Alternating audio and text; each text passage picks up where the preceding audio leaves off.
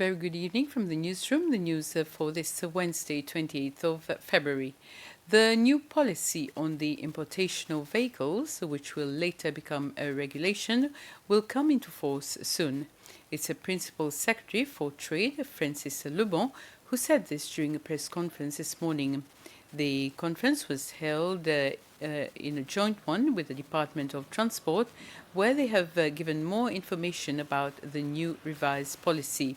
This was approved by the Cabinet of Ministers in their meeting last week. Mr. Lebon said the policy will be a guideline for importers and also ensure that consumers are given value for their money, and also there is competition in the market. The outcome, basically, of this policy revolves around to ensure that the market remains competitive, consumer continues to get the best deal, consumers should get the necessary protection, especially because purchasing a vehicle is not considered a minor investment, it's a considerable investment.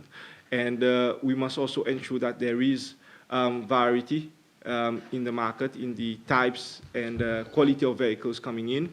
So basically, these were the main objectives of the policy. This is what we want the outcome to be. And we impose certain conditions, licensing conditions, new licensing conditions on the motor vehicle dealers, and also principally the minimum safety standard to ensure that all vehicles coming into the country meet certain standard and consumers are safe, consumers have recourse in terms of warranty. The businesses also have the environment to continue to thrive and provide a product of quality and continue to give a good deal to the consumers. The Seychelles Citizen Engagement Platform, CEPS, has announced the 4 newly elected individuals as new commissioners in 4 areas within this organization. Nigel Henry was elected the new commissioner in the social and cultural fields. Kingsley Popono is the new commissioner in the spiritual field. Gina Laporte is the health commissioner, and Errol Renault is the commissioner in the environmental and economic field. Previously, CEPS commissioners were elected in 7 areas, but there are now 4 regions where CEPS commissioners have been elected. CEPS chairperson Françoise Larue says with this new approach, she expects more communication between the youth and the elders. S3 to S5 students at the secondary school of Ile Perseverance have voted for the candidate they wish to represent their school in the Seychelles National Youth Assembly. The election took place at the school this morning. Kael Camille came out victorious out of 3 other candidates.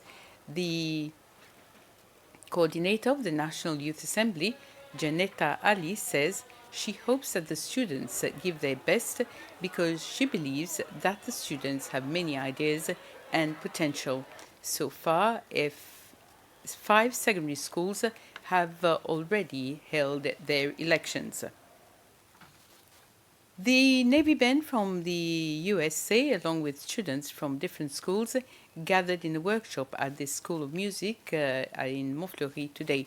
The workshop was about music and the instruments used to perform for the audience.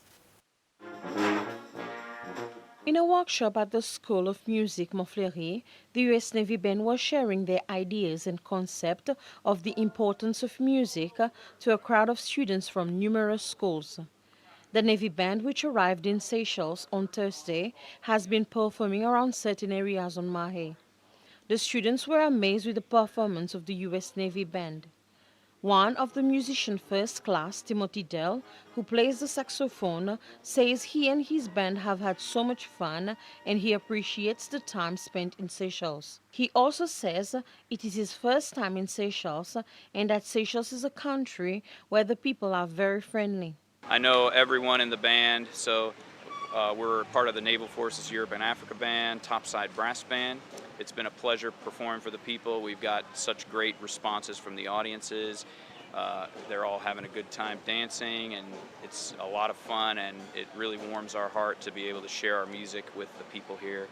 and to have them share, the people of Seychelles share their culture with us.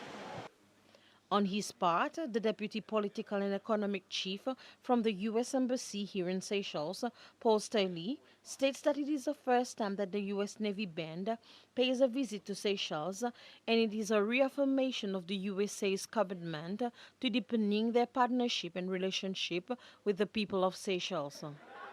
This is a renowned group of musicians that's come from a long way to perform here.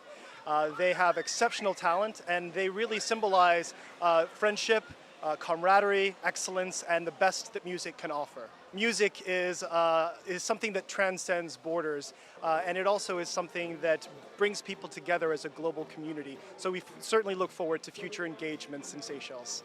Thanks for watching. Have a very pleasant evening.